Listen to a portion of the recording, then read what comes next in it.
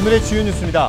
충남의 코로나19 확산세가 좀처럼 꺾이지 않고 있습니다. 지역사회 감염이 잇따르고 있는 가운데 천안에서는 유흥시설 450여 곳이 자진 휴업에 들어갔습니다. 이달 들어 충남에서 발생한 음주교통사고가 하루 평균 10건 이상인 것으로 집계됐습니다. 경찰은 휴가철을 맞아 해수욕장 등 관광지를 중심으로 음주 단속을 강화할 계획입니다. 충남도가 세계 최대 화학회사 등 5개 기업과 1억 달러 규모의 투자 협약을 맺었습니다. 각종 시설이 본격적으로 가동되면 앞으로 5년간 매출이 2조 원에 달할 것으로 전망됩니다.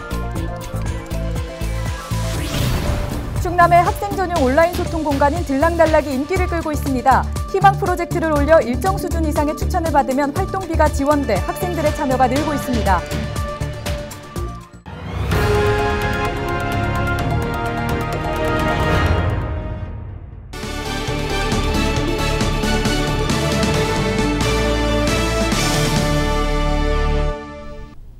여러분 안녕하십니까? 헬로티비 충남 뉴스입니다. 충남에서 14일 코로나19 신규 확진자가 51명이 나왔습니다.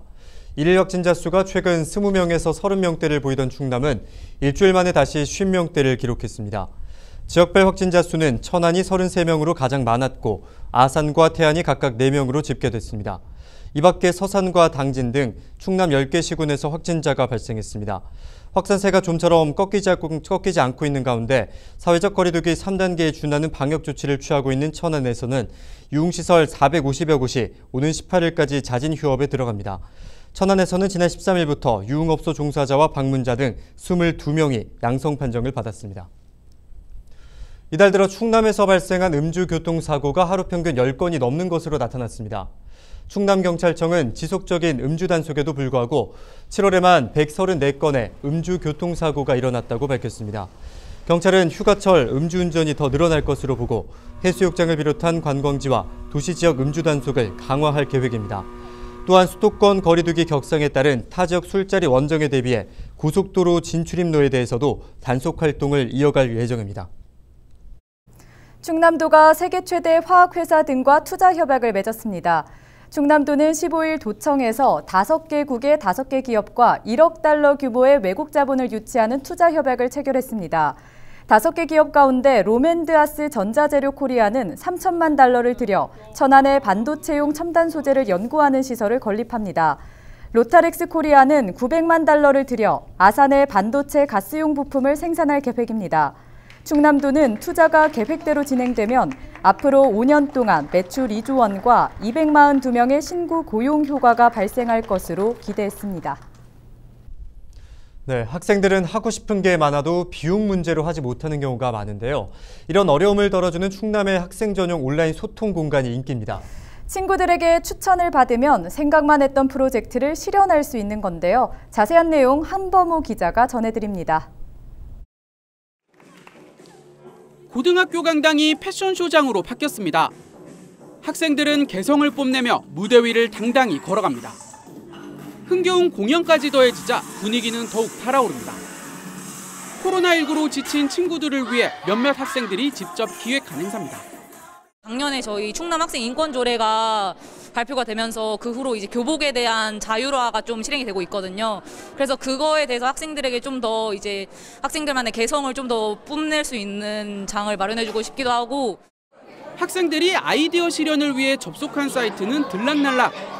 충남교육청이 지난 3월 전국에서 처음 선보인 학생 전용 온라인 소통 공간입니다. 이곳에 희망하는 프로젝트를 올려 다른 학생들로부터 일정 수준 이상의 추천을 받으면 최대 100만 원의 활동비가 주어집니다. 다양한 행사를 진행하려고 할 경우에 예산이 좀 부족한 경우가 있더라고요. 펀딩이라고 하죠. 그거 포인트 모금에 성공을 해서 이제 100만 원을 예산을 지원받게 되어서 이렇게 패션쇼를 진행하게 됐습니다. 올해는 총 50개 학교에 5천만 원이 지원될 예정. 비용에 대한 고민 없이 특별한 경험을 할 수 있어 학생들의 참여가 점점 늘고 있습니다. 최근엔 크리에이터를 꿈꾸는 당진 지역 초등학생들이 촬영 물품을 지원받아 환경을 주제로 한 영상을 직접 제작했습니다. 이 밖에 자유로운 토론과 설문도 가능해 과제나 대외 활동에 도움을 주고 있습니다. 코로나로 인해서 학생 자치 활동에 많은 어려움이 있었습니다. 온라인 공간에서 개인의 삶과 공공의 문제에 대해서 함께 고민하고 이를 해결하기 위한 의사결정에 참여하기 때문에 학생들이 자율적이고 주체적인 시민의식을 함양해서 다양한 생각을 나누고 이를 실현할 수 있도록 뒷받침하는 온라인 소통 공간이 학생들의 교실 밖 활동을 더욱 풍성하게 만들고 있습니다. 헬로티비 뉴스 한보호입니다.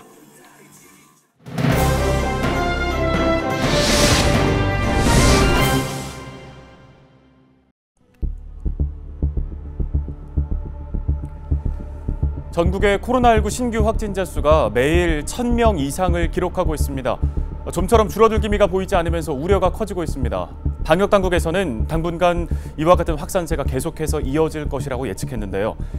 더 걱정인 건 한여름 무더위까지 이제 막 본격적으로 시작됐다는 겁니다. 기상청은 오는 20일 전후로 전국적으로 32도 안팎의 폭염이 몰려올 것이라고 내다봤습니다. 이렇게나 방역이 위중한 상황에 폭염까지 겹치면서 그야말로 이중고를 겪게 될 가능성이 있습니다. 지난해 무더위 속 마스크 다들 많이 힘들어했었죠.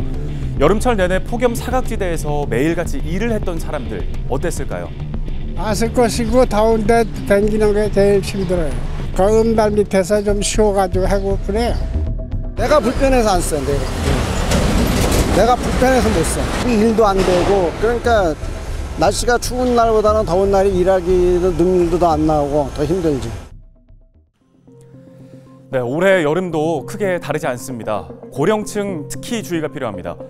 지난해 폭염으로 인한 온열 질환 신고 현황을 좀 살펴보면 인구 10만 명당 온열 질환자 수가 20대에서 40대까지의 젊은 층보다 60대에서 80대까지의 고령층에서 월등하게 많았던 걸 확인할 수 있습니다. 이 폭염 사각지대를 되도록 빨리 또 최대한 많이 발굴해서 도움의 손길을 뻗는 게 이 폭염으로 인한 불상사를 막는 유일한 대책일 텐데요. 안 그래도 힘겨운 시기 우리 이웃을 위해 과연 어떤 관심을 기울여야 할지 고민입니다. 이대로라면 잠시나마 쉬어갈 수 있었던 무더위 쉼터도 올해에는 제대로 운영될 수 있을지 미지수입니다.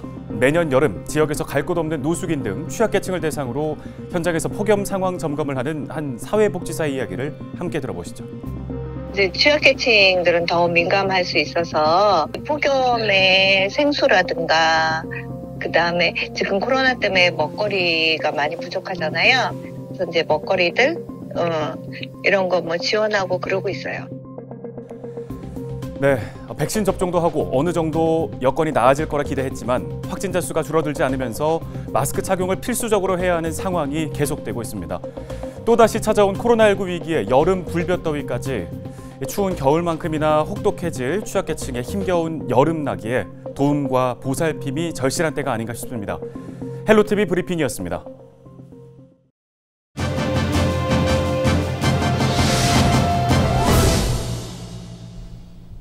다음 소식입니다. 충남교육청이 여름방학을 맞아 오는 19일부터 여름 독서교실을 운영합니다.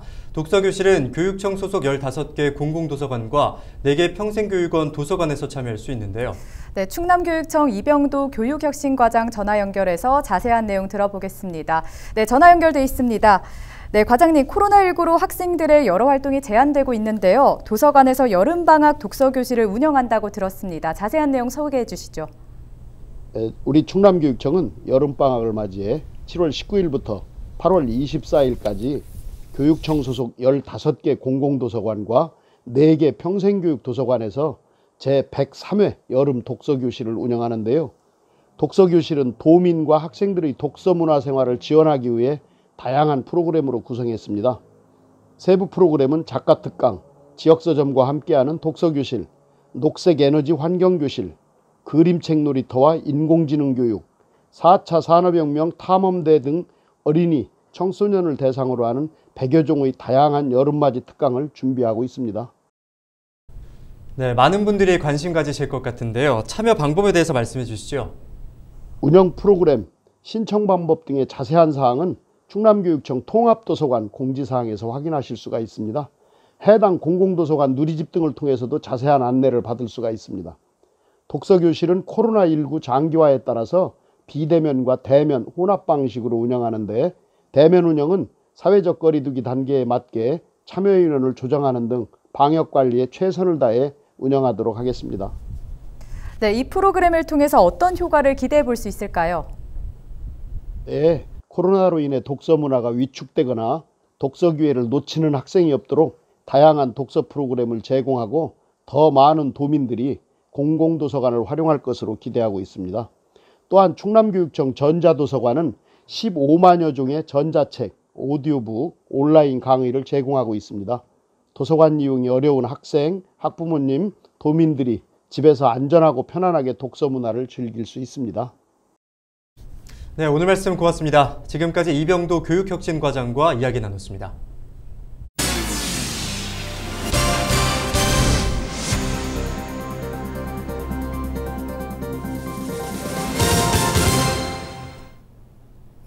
여름철을 맞아 비브리오 폐혈증 예방에 각별한 주의가 요구됩니다. 비브리오 폐혈증은 5월에 시작해 해수 온도가 상승하는 8, 9월에 가장 많이 발생합니다. 비브리오 폐혈증은 오염된 해산물을 덜 익혀 먹거나 상처난 피부가 오염된 바닷물에 접촉했을 때 감염됩니다. 홍성군은 비브리오 폐혈증은 치사율이 높아 철저한 주의가 필요하다며 발열과 설사 등 의심 증상이 나타나면 병원 치료를 받아야 한다고 강조했습니다. 예산군이 재난안전 통합 플랫폼 안전해유를 구축했습니다. 안전해유는 실시간 기상 상황과 사건, 사고 등의 정보를 수집하고 관리 분석하여 위험을 예측합니다. 또 기존 예경보 시설과 사물 인터넷을 접목해 국민들에게 위험 정보를 신속히 알리고 대응하도록 지원합니다. 청양군이 장마철 집중호우 기간 오염물질 무단 배출 등 환경오염 행위를 막기 위해 단속에 나섭니다. 군은 오는 21일부터 8월 말까지 점검반 2개 조를 편성해 폐수와 대기오염 물질 등 배출하는 사업장을 점검합니다. 점검 대상은 사전교육 이수 여부와 관리일지 작성 등입니다. 청양군은 점검 결과를 바탕으로 고의적이고 상습적으로 법을 위반한 사업장은 과태료 등 행정 조치할 방침입니다.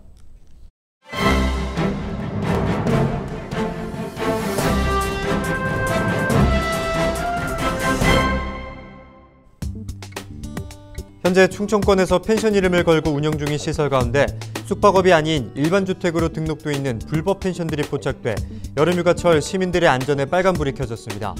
현행법상 숙박업이 아닌 일반 주택 등으로 등록돼 있는 펜션은 소방시설법 적용 대상이 아닌 까닭에 자칫 화재라도 날 경우에 큰 피해로 이어질 수 있어서입니다. 14일 취재진이 대전과 충남 지역에서 운영되고 있는 펜션에 대한 샘플링 조사를 진행한 결과 총 21개 펜션 중 숙박업으로 등록된 곳은 단 5개에 불과했습니다. 조사 방식은 포털 사이트에 검색되는 지역 펜션 중 무작위로 건축물 대장을 확인했습니다. 지난 11일과 12일 화재 사고가 있었던 충남 보령과 태안 펜션을 살펴봤을 때 14개 펜션 중 9개 펜션이 주택 등으로 등록돼 불법 운영되고 있었습니다.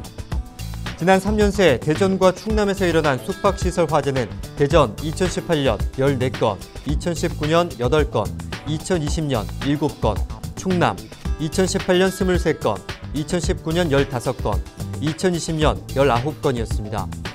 하지만 소방시설법을 비롯해 공중위생관리법, 건축법이 적용되는 숙박업 등록시설과 달리 불법 펜션은 소방점검과 소화경보 설비 설치 의무 등의 화재 예방책을 비껴나가고 있는 상황입니다.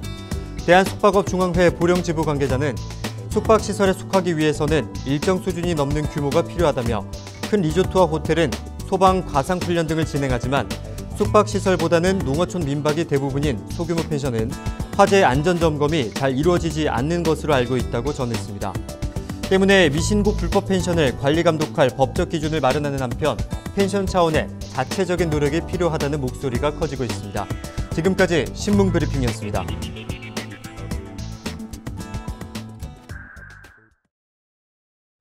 요즘 날씨가 너무 덥죠? 네, 여름이긴 하지만 더워도 너무 덥네요. 낮에는 찜통더위, 밤에는 열대야 때문에 잠을 제대로 못 잘 정도입니다. 네, 열대야로 인한 불면증 극복 방안 알려드릴까요? 어떤 게 있을까요? 네, 초저녁에 격렬하지 않은 유산소 운동을 하고요. 자기 한두 시간 전에 미지근한 물로 샤워를 해보시는 건 어떨까 싶습니다. 그러면 시원한 맥주 한잔하고 자는 건 어떤가요? 네, 물론 술을 마실 땐 시원할지 몰라도 체온을 높일 수가 있어서 몸에는 좋지 않다고 합니다. 커피도 카페인 때문에 수면을 방해하고요. 네, 에어컨을 밤새 켜두는 것도 체온 저하로 잠에서 깬다고 하니까요. 타이머 사용하는 게 좋겠습니다. 이상으로 뉴스 마칩니다. 함께해 주신 여러분 고맙습니다.